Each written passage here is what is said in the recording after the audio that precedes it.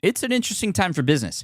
Tariff and trade policies are dynamic, supply chains are squeezed, and cash flow, it's tighter than ever. If your business can't adapt in real time, you are in a little bit of hurt. So how do you get full visibility and adapt in real time? Over 42,000 businesses trust NetSuite by Oracle, your AI-powered business management suite. It brings accounting, financial management, inventory, and HR all under one roof. NetSuite is the #1 cloud ERP for a reason. It's your single source of truth, giving you the data and control you need to move quickly. Real-time forecasting helps you move into the future with confidence, and with AI built in, you can automate the busy work and focus on strategy. NetSuite helps you see what's stuck, what it's costing you, and how to pivot fast. If I were running a business with a lot of moving parts, I'd use NetSuite for full control over everything. Tame the chaos with NetSuite. If your revenues are at least in the 7 figures, download the free ebook, Navigating Global Trade, 3 Insights for Leaders at netsuite.com/SPI. That's netsuite.com/SPI. The perfect product launch. It's the goal for every brand marketer. High heat, fast sellout, and fans posting recipes like trophies. What do Sydney Sweeney's soap drop, Taylor Swift's tickets, and your next launch have in common? Well, they're not bought, they're bragged about.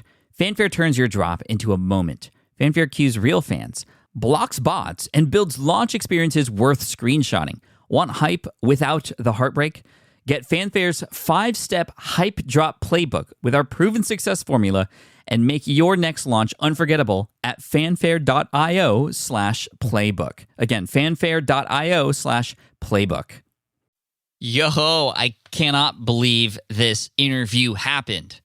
I was able to nab one of the fastest growing YouTubers, one of the most loved YouTubers, and one of the most entertaining YouTubers I've found in a while. In fact, I've been completely obsessed with his videos. We're talking today with none other than Matt D'Avella. His videos are magic. They are so encapsulating. His storytelling is brilliant.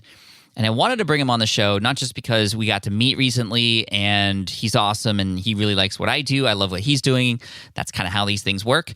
And here we are today. But more so because he's doing some amazing things within his brand. And I wanted to unpack his story as well, how he's got to this point, how this growth really happened, because he is as hardworking as many of us. So what was it about Matt D'Avella that helped him get to where he's at? So make sure to pay attention to this show because he is going to bring all the goods, and even just remembering this interview after just makes me so happy because, again, not just the connection, but all the wisdom that he pours out. Very honest, very authentic. He's just incredible. Matt D'Avella, you can find him on YouTube. You can also check out a recent thing that he launched, slowgrowth.com. And we're going to talk about why that exists, why he's creating courses, how he's launching courses to his audience who has known him for free content on YouTube. So many things and more today with Matt D'Avella. It's going to be awesome. Okay, I'm done fanboying. Okay, here we go. Welcome to the Smart Passive Income Podcast, where it's all about working hard now so you can sit back and reap the benefits later. And now your host. He's not so great at keeping houseplants alive. Pat Flynn. Running a business means legal questions are inevitable. Is this contract or agreement solid? What can I do if a client won't pay me? Am I set up properly for taxes? Well, rather than trying to navigate all of this on your own or searching endlessly online, imagine having a law firm on your side without the high hourly rates. That's exactly what Legal Shield's small business plans offer. With Legal Shield, entrepreneurs get access to real legal support, contract reviews, collection letters, guidance on business formation, and even help handling IRS audits. Members can book consultations, upload documents through the app, and work with a provider law firm that understands small business laws in your state. You also get proactive help on tax and trademark questions so you can stay ahead of legal risks. And if a client delays payment, Legal Shield can send professional collection letters to help you recover what you're owed, all for a fraction of what traditional attorneys charge. Go to LegalShield.com/SPI or call 833-570-9980 to learn more and get big business legal support without a big business budget. That's LegalShield.com/SPI. Hiring shouldn't be a hassle or a drain on your budget. Upwork is your one-stop shop to find, hire, and pay top freelance talent, saving you time and keeping costs in check all in one place. Companies at every stage turn to Upwork to get things done and find more flexibility in the way that they staff key projects and initiatives by assessing a global marketplace filled with top talent in IT, web development, AI, design, administration support, marketing, and more. And I've personally used them myself and can vouch for them. Posting a job on Upwork is easy. With no cost to join, you can register, browse freelancer profiles, get help drafting a job post, or even book a consultation. From there, you connect with freelancers that get you and can easily hire them to take your business to the next level. Upwork makes the entire process easier, simpler, and more affordable with industry-low fees. Post a job today and hire tomorrow with Upwork. Visit Upwork.com right now and post your job for free. That is Upwork.com to post your job for free and connect with top talent ready to help your business grow. That's UPWORK.com, Upwork.com. Go there now. Yo, what's up, everybody? Thank you so much for joining me in this episode of the Smart Passive Income Podcast. We're in 447. This is a big one because we got a big person, YouTuber on the show, Matt D'Avella, to give us some inspiration. And we're just going to dive right in because he's got a lot of great things to say, and we don't need to listen to me anymore. Let's get into it. Here we go. Matt, welcome to the Smart Passive Income Podcast. Thanks for being here, my man. Pat, so excited to be here. I have so many questions to ask you because in just the recent couple years, you've rose to YouTube stardom and fandom, and your videos are beautiful. I want to know how you do it all. But before that, I definitely want to ask you about your origin story and kind of how did you get started? What was your first foray into content creation? Like when did this all begin for you? Yeah, it's a long story, so I'll try not to bore you with all the details, but I'll certainly do my best here. I mean, I've always been interested in filmmaking. It was the one thing that really from my high school days, I was really drawn to. It was the one subject that you didn't have to force me to do. I'd be like spending my lunchtime and my study hall hours working on videos. And so that just carried through from high school to college. I started really working on some freelance video projects early on in college. Probably my sophomore to junior year, I started picking up some really low paying freelance work. You know, I worked with some clothing brands. I worked with, I did a lot of weddings and bar mitzvahs, local TV commercials. It really started small and humbly. And I was making maybe $100 for a video that would take me 30 to 40 hours to edit. But I was just so stoked to be able to get paid to do something that I loved. And so I just ran with it. And it was like those early little feedback signs that somebody was willing to pay for my work, that I could potentially turn this into a career, kept me going in the beginning. And so, I started to build my freelance business. I moved back home to live with my parents in 2010, right after college, with $97,000 in student debt. And I knew, I was buried in debt. I had no money in my bank account, but I knew that I wanted to turn this into a full-time thing. I knew I wanted to be a filmmaker. And so moving back with my parents gave me kind of the ability to say yes to the things that I really cared about. And I started to just find more and more work that lined up with what I wanted to do. I worked with a lot of tech companies and startup companies. That was really exciting and fun. And then eventually I got to the point where I paid off a good amount of my debt, and I was able to take one of the biggest risks and biggest leaps of my career to make my first feature-length documentary. And so this was probably about like 6 to 8 years after I started freelancing. I decided, and after like a lifetime of making videos and sketch comedy videos and all this stuff ever since high school, that I decided to drop everything, hit the road with these two guys, Josh and Ryan, who had a website called The Minimalists, and make a documentary about this thing that had impacted my life and changed my life so much, which was a movement and a lifestyle called minimalism. And so we went around the country interviewing people about their experiences, downsizing their stuff, living with 100 items or living with, 6 family members, but trying to reduce the amount of stuff that they own in their house. And what ended up coming out of that was, and by the way, this was just me and Josh and Ryan, like a really small, humble crew. We ended up putting together this film that we really cared about, that really meant something to us. And then we tried to get it sold. We tried to find a home for it online. And eventually, through these many winding turns, we were able to get it on Netflix. And then that was kind of a huge, it was a huge moment for me. It was to have the film there and then also to see it trend and then to see people all over the world be impacted by the message of the film. changed my perspective and my outlook. And at the time I had 0 follower, maybe I had 200 followers on Twitter. It was mostly family and friends. But then that was like the moment where I was like, okay, making my own original films feels amazing. I was able to make an impact. And then I thought, can I then turn this into something where I could create any films that I want and reach and connect with an audience? I think it was like minimalism got me to believe that it was possible, and then started their journey of the podcasting, YouTube, and all that stuff that I do today. That's so cool. Josh and Ryan, in fact, have been here on the show before to talk about the minimalists. I don't know when in this timeline this was, but I didn't even know that you were behind that documentary, which was so beautifully filmed and very well done. Congrats on the Netflix run. And it's like, okay, you've had success there. Why not more of that? Or was there something about that was not exciting and it made you want to go down the YouTube sort of content creator route instead? I think there's always been something about being an online content creator and an entrepreneur that has excited me. I mean, I've always been a fan of Seth Godin, Tim Ferriss. So many of these people inspired me early on. Chris Guillebeau, The Minimalist, and just seeing that. I've always been the guy to like start a blog 100 times and then stop posting. And I think the reason why was that I wasn't necessarily passionate about writing. And so I didn't find my thing. And I think it was finishing the film. Like I could have continued to make feature-length films and I would have been completely happy.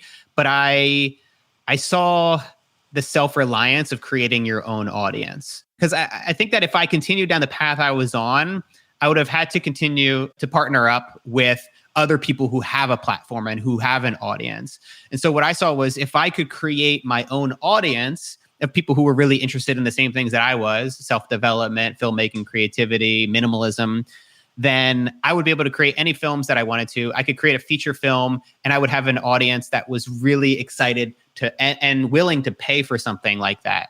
And so while I saw it like as like a very risky short-term decision because I could have ended up wasting 2 to 3 years of my life trying to build something that eventually turns into nothing. But in the long run, I thought if it would work out, the possibilities would be limitless. And I would have the self-reliance of creating my own audience that I would really be able to create whatever I wanted. There's a big difference between working on somebody else's film, you're behind the camera, you're producing it, and then getting on camera yourself. Mm-hmm. Had that been something that you've always been naturally great at? Because you just seem to have this amazing sort of relationship with the viewer on the other end. Tell me about what it was like to get behind the camera, or to get on the camera, in front of the camera for the first time and actually put yourself out there on. Yeah, well, first with minimalism, I mean, I think that I truly enjoy making films much more than I enjoy being on camera. I just enjoy like the tactile experience of working with cameras, capturing a shot, and then pulling it in and editing it and really trying to figure out how to weave together a story that really makes sense. It's really, there's so much problem solving in that I find fulfilling. The being on camera was kind of one of those things where you have to do it if you want to be a YouTuber in some regard. And now there's so many different people that do it in different ways. I love to point at Mango Street as some of my favorite YouTubers because I feel like they inspired me a lot early on because their storytelling was so unique and they are quite shy like I am. And so seeing, a lot of people see the Casey Neistats and they see the vlogging style, and that was very big on YouTube for a long time. And you could feel like you have to have this big personality, the Gary Vee personality to be on camera. And I found that that wasn't really me. Like I mean, I certainly tried that, and you could painfully watch some of my early videos to see me be on camera trying to like be Gary Vee or try to be Casey Neistat. And I just struggled so much with that, and I didn't enjoy it as much. And so I started to continue to experiment and tinker and think, okay, like, well, how can I really enjoy this? How could I love this? How could I make better videos and better films on YouTube? And so I started to plan out my videos. I started to write a lot more and shoot higher quality B-roll and use more voiceovers to my advantage to help interweave these stories. And I think that's where you started to see my style of filmmaking, where I started to come into my own on YouTube, was when I stopped trying to copy other people. And I started to say, all right, let me lean on my strengths and what I do really well. and let me focus on that more. And also, what do I enjoy to do? Because I didn't really enjoy turning on the camera and trying to riff and try to, come up with something great, because the final product to me wasn't as exciting and the process wasn't as enjoyable. How long after you started your YouTube channel, getting in front of the camera, until you felt like you found your voice and your groove? I think it's certainly a process, and it doesn't happen overnight, and you have to continue to experiment. And I still think to this day, I continue to experiment and not try to find myself just locked into one particular style. But when I really started to feel like things were clicking, well, I'll tell you, I mean, in terms of at least the response, it was probably a year to a year and a half of making YouTube videos. Again, like that sounds like a short period of time, but I was a filmmaker for 8 years, 10 years before that. And so it really wasn't even, I think a year and a half is insane to be able to start to build the momentum that I did. But that was the first time I had a hit video. And it was a video called My Minimalist Apartment. And in that video, I think it was from me seeing other people doing similar videos and getting lots of views and just being like, oh, I could do that. But I could do it in my own way, in my own style. I could add humor. And so that's what I did. Like I cinematically shot beautiful shots of my apartment. Like if you think about it, at the time, most people that did apartment tour videos would just be like, hey guys, welcome to my apartment. And then they would just vlog through it, or their wife or husband would hold the camera and they would just walk through pointing at things in their apartment. And I was like, well, if I was going to do this in my way, if I kind of like, as I would shoot it for a client project, I set up the tripod, I set up some lights, and I just did some simple movements. I had me walking and making coffee in slow motion, and I started adding some self-deprecating humor and some jokes and things to kind of add levity to it. And then, do a nice color grade. The video was only 3 minutes long, but that video I released within a week. I had 20,000 views. And that was the first video that I released on my channel that broke 20,000. And then it kept going up and up and eventually got over 1 million. My first video to hit 1 million views. And I was like, oh, this is what I need to do. And so that was the wake up call. This is the style I need to lean into. I got to lean into the humor, the creativity, and the filmmaking. And that's what's going to stand apart. And so at that point, I hit the ground running and I made a video. I think from that point, I started making 2 videos a week, which is a lot for the amount of thought and planning and cinematography that goes into the videos I make. It wasn't sustainable, but it was people are starting to find out who I am for the first time. And I'm starting to build that audience for the first time. I want them to get super familiar with me. And so my thinking at the time was I'll make 2 videos every week for the next couple months and then eventually slow down to 1 video a week. So that was kind of the beginnings of what my YouTube channel is now. That was around the time when this first video came out that popped for you, that I found you. And I really started to fall in love with the way that you share your content and the way that you are yourself. And I think that's what's really inspiring about you for me. In fact, is I'm not a crazy personality like Gary Vee or Casey Neistat, yet through the way that you, and you've mentioned this keyword 5 times already in the last 2 minutes, storytelling. The way that you interweave and tell these stories is so beautiful. It allows me to connect with you and see the real you. And we met for the first time not too long ago, and I already felt like we were friends because of the way that you showed up in your videos and in this way. And it's hard, especially for me as a creator myself on YouTube who's trying to teach stuff. It's well, there's all these styles of videos where it's 5 ways to do this. And it's literally just a list of 5 things and then zoom in, zoom out. I'm on the left side, on the right side. And it's there's only so much connection you can have with a person. And then your videos come out and they're so stylized and just the way you tell stories. I'd love to unpack your process or even have your definition of what makes a great story on a platform like YouTube. Yeah, I think a lot of people, when they talk about writing, they say that it's more about rewriting than the actual initial writing that you do.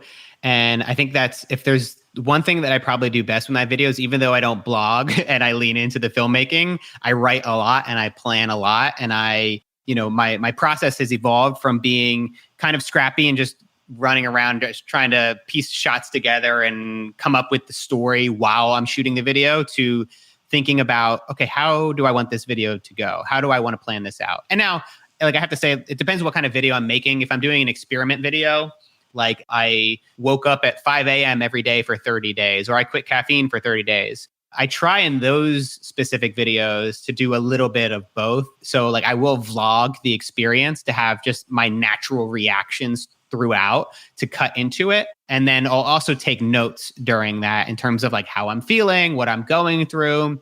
And then usually at the end of the 30 days, I plan out, I'll like kind of just write through my entire experience. And I will oftentimes plan, okay, where do I want to be speaking on camera? A lot of times it's like, in terms of like the technical side of it, I'm doing these things because it's much easier for me to say a certain thing on camera than for me to show it visually. And that's like a very practical way to look at it. But as a filmmaker, you're trying to tell that story and piece together these puzzle pieces that are really difficult to kind of sort through. And so if I'm talking about waking up at 5 a.m., it's very easy for me to just show a shot of me getting out of bed, and it makes sense and it helps to tie that story together and push it forward. But if I'm talking about something that's a little bit abstract about my feelings, about what I was going through, I'll probably want to talk about that experience and share how I feel through that.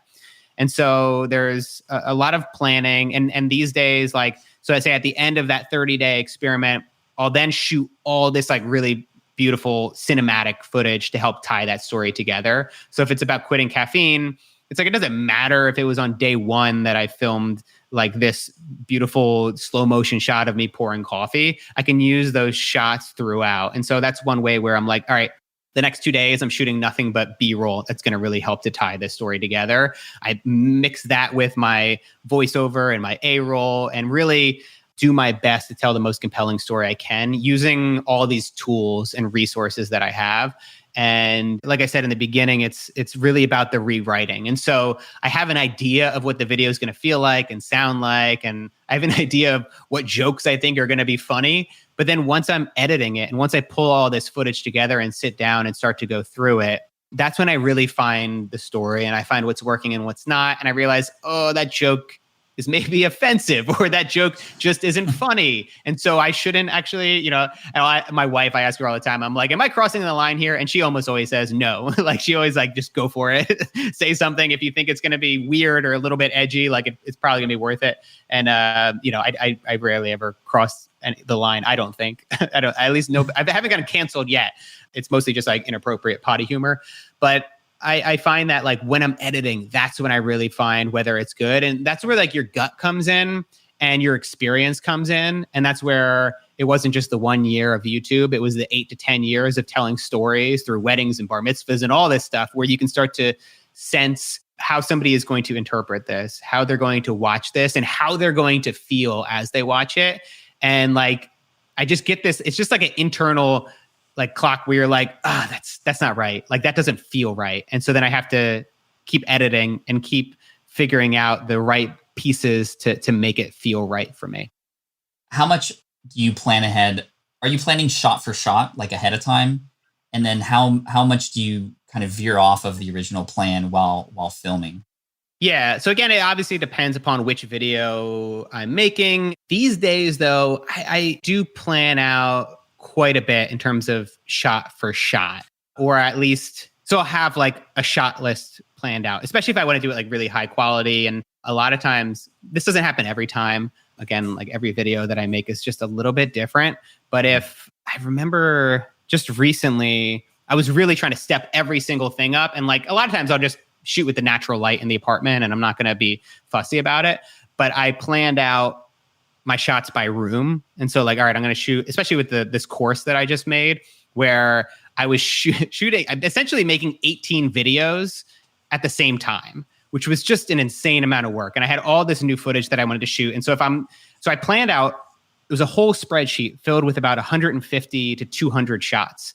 And I planned it out per room. And so it was like, all right, I need all these shots in the bedroom, me waking up and me taking clothes out of my dresser. And then I have all these shots in the bathroom. And then I have all these shots in my office and then in the kitchen and the living room.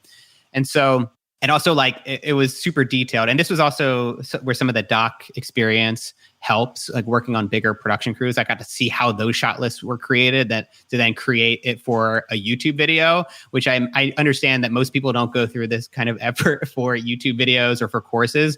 But I went through and then I was able to like, because it's physically demanding work to like, and it's also just me by myself.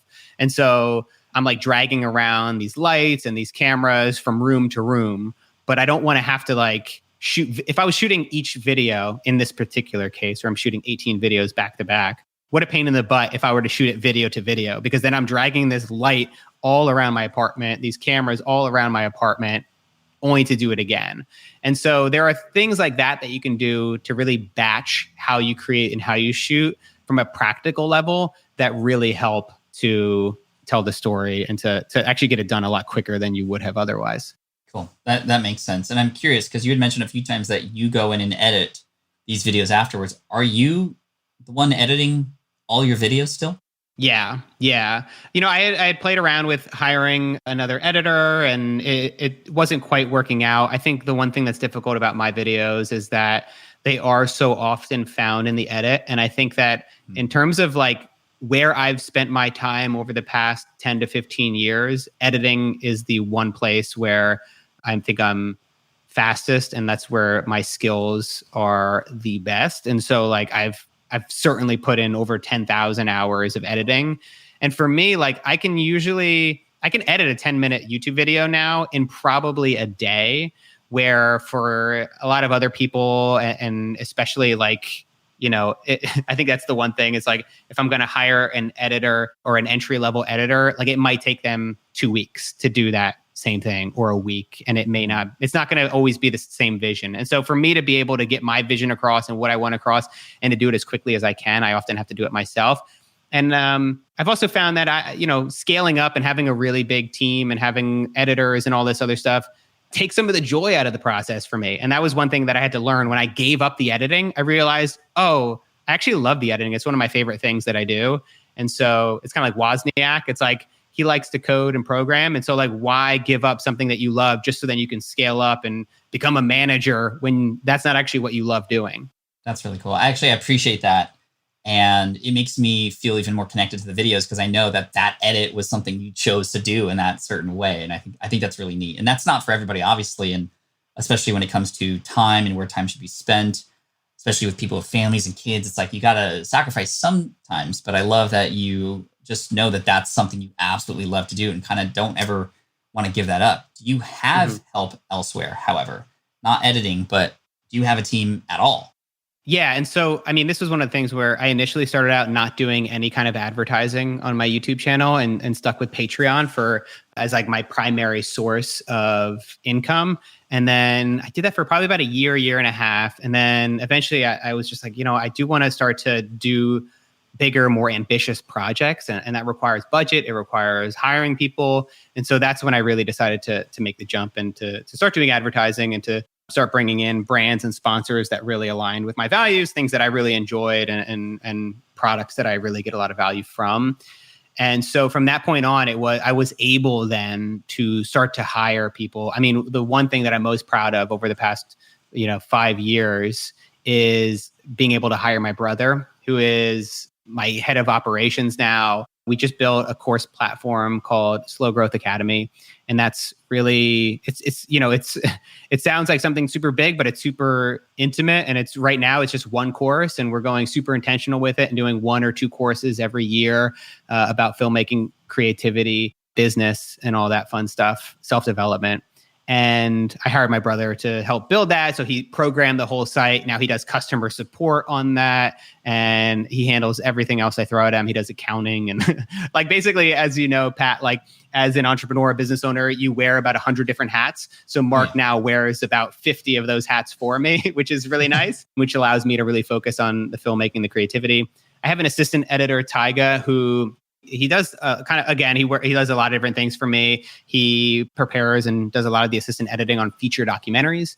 And he also did the assistant editing on the course, the most recent course that we did, which basically took about like 4,000 clips from my YouTube channel and just kind of sorted them, creating favorites and selects and organizing them in a way that once it comes to me, I'm able to go through much quicker and find the exact clips I need to edit the videos.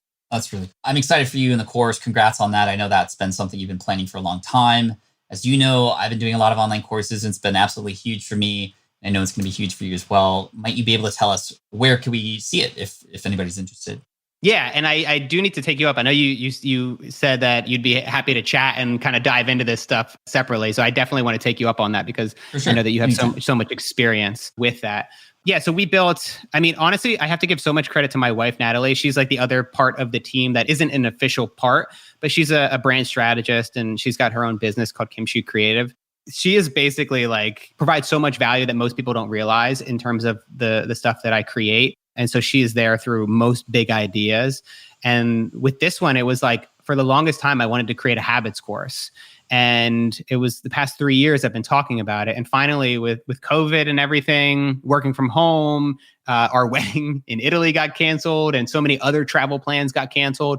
And so we're like, all right, well, what can we do with this time that would feel productive, that would feel like we're building something special for the future? And so instead of creating just one course and putting it on my personal website, she was like, what if you create like a platform that holds all of your courses? And it's been done. Lots of people have done this before. But we really wanted to try to make something special. And so the name was Slow Growth Academy. We were able to get the domain slowgrowth.com, and we got the handle on Instagram at Slow Growth. Both of them were very like lots of negotiation. They were both taken. And Right. Pat, I know that like this can be one of the most frustrating things as a creative to find the names that you want. And so when we were able to get the domain name and the Instagram handle, we were like in heaven. We're like, oh my God, this is perfect. Like we don't have to put any like hyphens or any underscores in our name. So that was super exciting. Having a name that we believed in, a name that for a lot of people probably won't get it, like slow growth. It's like, oh, why would I want slow growth? Like I want fast results. And that's kind of the messages that we often get, that things happen overnight. And as you know, that's certainly not the case. It takes a lot of time and effort behind the scenes to really build something special.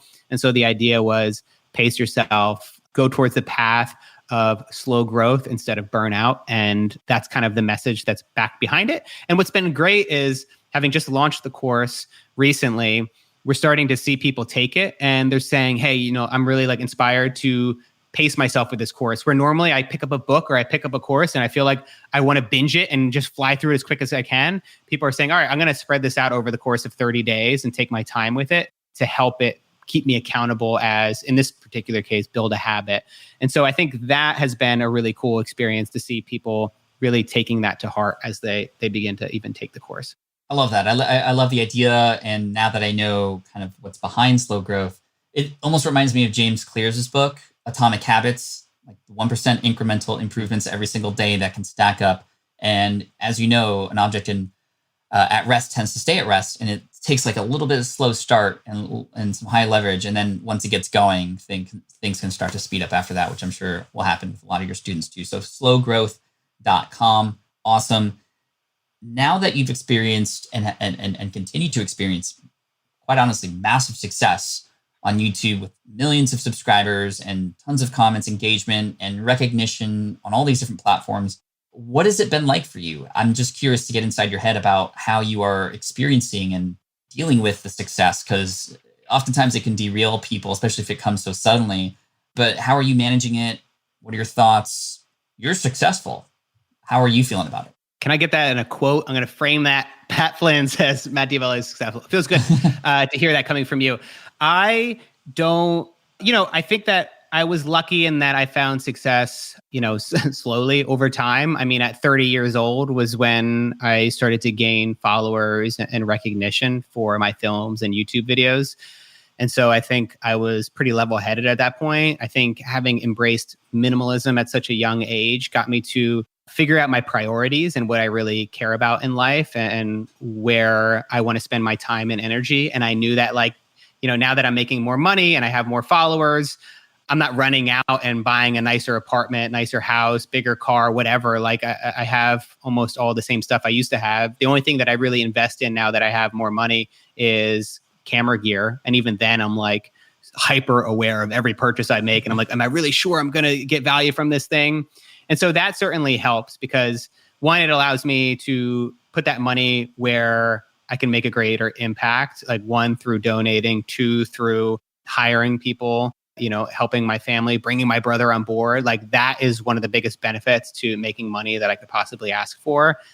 And then the other thing that I would say for anybody who's kind of thinking about going down this road or who wants to build an audience of their own and think that that's going to make them happy, it certainly won't. I mean, there's no sometimes you look at somebody who has a big following online, you see 3 million subscribers or 2 million followers on Instagram, and you think that for whatever reason, you see that number on a screen and you think that your feeling about them changes, but your feeling inside never changes based upon the number of followers you have or the number of zeros in your bank account. And so I think knowing that having more followers or more money after your basic needs, obviously, when it comes to money, is not going to make you happy or helped. I think it also deserves saying that there will be times when you where you have to remind yourself of that. And so hedonic adaptation is real. The idea that as you get something new, you feel really great about it for a little bit, whether it's a new car or a new house, there's that new exciting feeling of having this thing. And the same thing with gaining followers online. It's really exciting in the beginning, but then eventually that plateaus and it becomes a new normal. And it's kind of bizarre to think that at one point in time, I would have been blown away to have 10,000 views on a video. And now if a video doesn't get 300,000 views in X amount of time, then all of a sudden I'm like, oh, I screwed that one up. Or man, like, I guess my favorability is going down. People don't like my videos anymore. And then you just have to check yourself and say, dude, this is amazing. Like at one point in time, I couldn't have dreamed of this kind of response and these kind of views on my videos. And so I think that it's a constant practice to be grateful for what you have and to not show up for the views, but to show up because you love what you do and you love the videos that you make or you love the art that you're creating. And I think that's the one thing that I've learned throughout this whole process. Do you do anything in particular to practice that gratefulness? Anything sort of regular that maybe we could pull inspiration from? I journal from time to time, especially. I'm not somebody who likes having a journaling practice of every day. I have experimented with that in the past, but I find that whenever I'm starting to feel doubt creep in, whenever I feel like I'm getting pulled in that direction of comparison or of looking at numbers and metrics and, being like, oh, this person has more views than me, or this person has more subscribers than me, I just kind of journal and I let those thoughts become real, put them on the page. And so then that way I'm not becoming delusional about it. I'm not lying to myself in my head. I think when I acknowledge those feelings, I can start to let them go. And so I think having a journaling practice like that, whether it's daily or once a month or once a quarter, can certainly help you to kind of reprioritize and get those thoughts out of your head. Thank you for that, Matt. A couple more questions to finish up here about your creative process, if that's cool. I want to know, how do you choose what to create videos about? You could create a story about anything. What gets you excited and how do you choose what to create a story about and then share with us on YouTube? So I like to think that my passion really is filmmaking. And so everything channels through that. And then when it comes to the topics that I talk about on my channel, I focus on my interests, the things that are exciting to me, the things that I think will be fun. I've done a lot of experiment videos in the past. So just trying different aspects of self-development that I think that maybe I'd been neglecting or putting off or that I think might help me. Sometimes it comes from a selfish angle. It oftentimes does, where it's like, well, if I'm interested in this, I'm sure other people will be interested in it as well. And then I just like to add variety to it. And so, you won't see me make a video about minimalism for 5 videos in a row or a video about waking up early 5 days in a row. And so I try to stagger them and vary them. I try not to, for one, I never make the same video twice. There are often times where there's themes and topics and ideas and whatever, like that stuff is always going to repeat itself in some way or another. I like to think of creativity is looking at the same thing in a different way. And so I can continue to revisit these ideas like self-development or waking up early or building a morning routine, but I can have a new creative spin on it, a new way of coming about it. So I like to add some variety, which helps my audience, but also just helps me. Because if I just had to make 5 videos back to back about the same thing, I might get bored. And so it's like, what do I think that's interesting? There's obviously, like, especially now with COVID, like there's certain constraints that we have where I can't go running around outside shooting all this. Like I had a couple big ideas planned that I thought were going to be exciting and fun, but now I just can't do them. I know like my friends at Yes Theory are under the same constraints. So like Every video that they put out was like these epic big travel videos. And now like they're so severely restricted in terms of what they can do. They've got to apply that creativity to figure out, okay, how does yes theory look like now that we're not, running around the world? And so I think that's a big thing to think about. I have a very selfish question to ask you. Myself as a YouTube creator, I've been struggling a little bit with, because I have so much variety on my channel. It's interesting that you mentioned that to be the thing that people actually enjoy, because my struggle is people will come and they'll subscribe because they're learning about how to start a podcast. Cool. They subscribe. My next video is about creating an online course, but they didn't actually want to do that. Or another video about how to create awesome PowerPoint presentations. And then another one about going live for 165 days straight. It's just like, it's such a mix of things. How have you been able to have every person essentially drool every time they see that notification come in and there's a new Matt D'Avella video, despite you talking about all those different topics? What is it that people, do you feel, are continuously coming back for?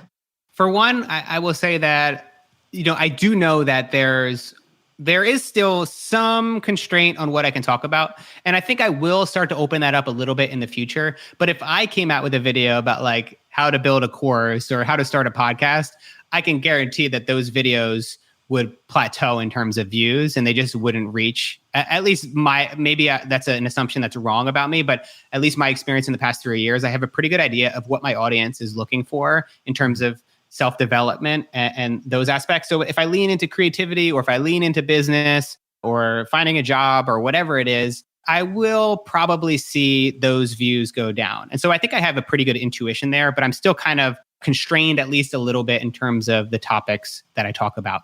That is if all I cared about was views.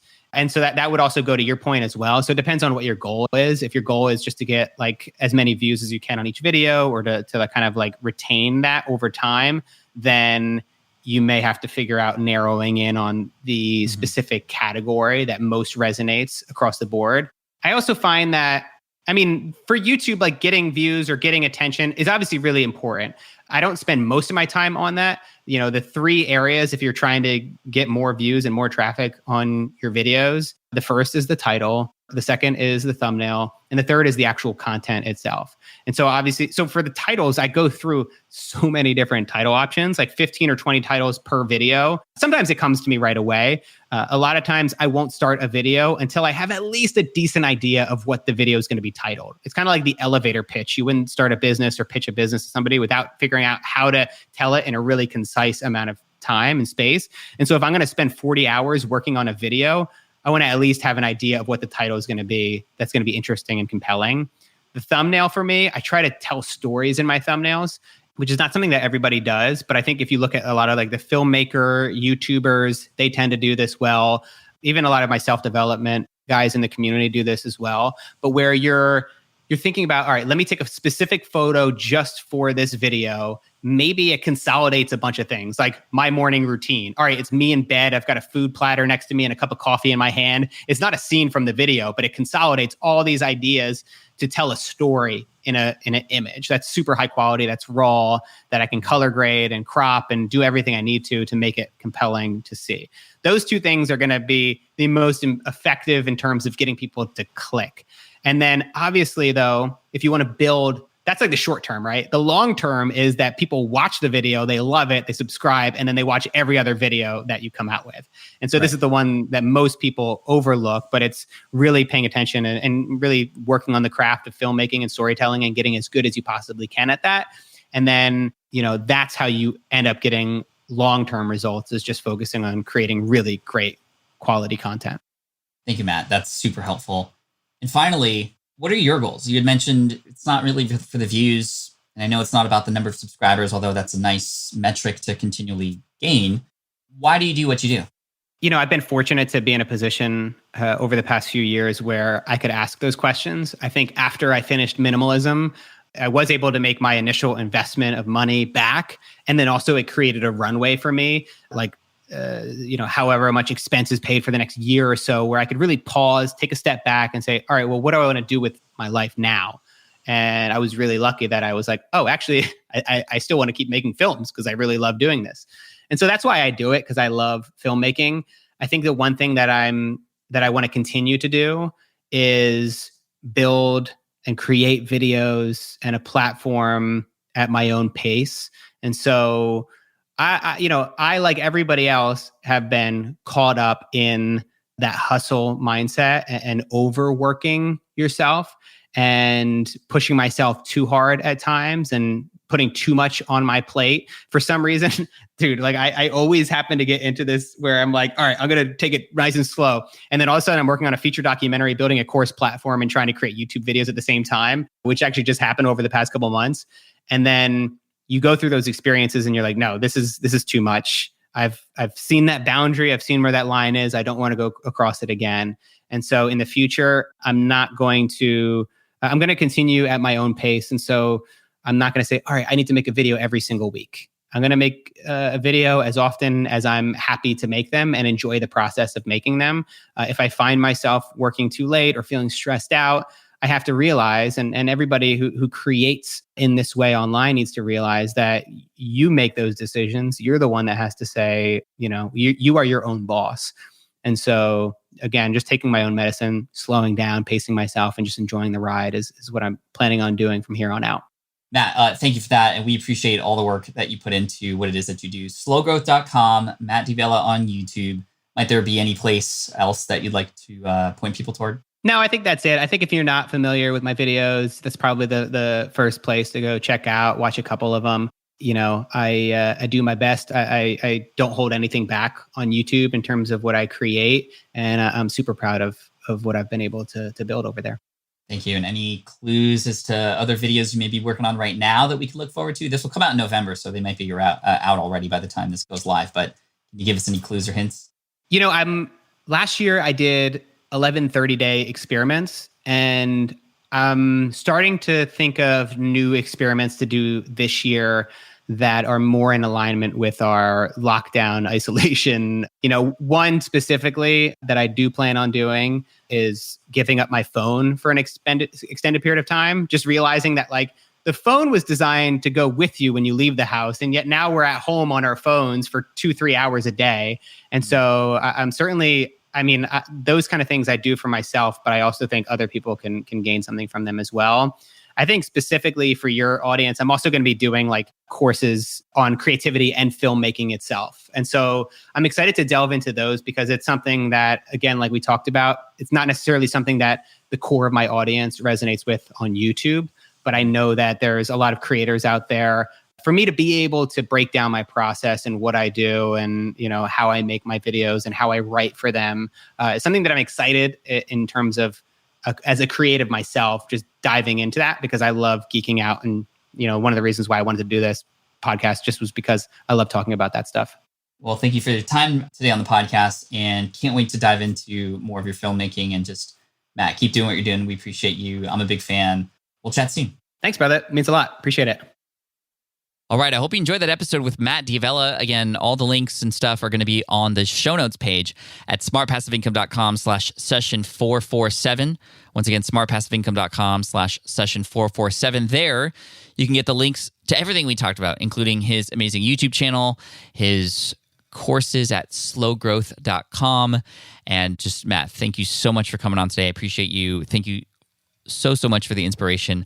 And thank you all for listening in and inspiring me to continue to expand outside of my own comfort zone and reach out to people who I wouldn't have normally thought I would have been able to get access to as well. I'm writing this with you. I appreciate you so much for the support, and I look forward to serving you in next week's episode as well. Make sure you hit subscribe if you haven't already. And if you'd like to check out my YouTube channel, it's not quite as big as Matt's, but hopefully just as great. You can check it out at youtube.com/PatFlynn.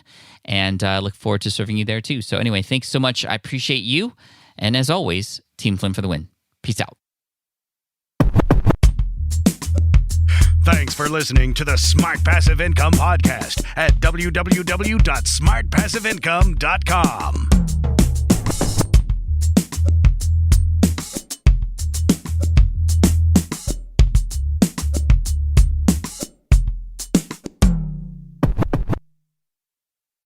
More people dream about building their own business and being their own boss rather than retiring early. But a majority of them never even take the first steps to register the business. Why? Because starting a business can feel overwhelming. With legal forms, paperwork, finances, it's a lot. And that's where Taylor Brands comes in.